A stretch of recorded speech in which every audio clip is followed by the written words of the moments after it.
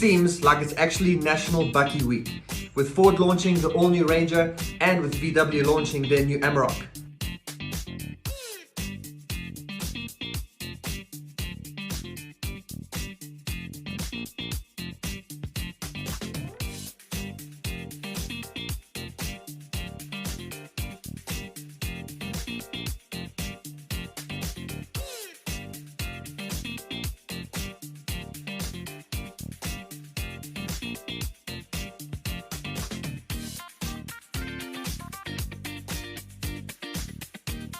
But they actually come out of the same factory. Did you know that they are actually quite similar? They do actually share quite a few things, from engines and platforms and a few cosmetic things too. Those being the roof rails, the doors, the door handles, and the latch that goes on the tailgate.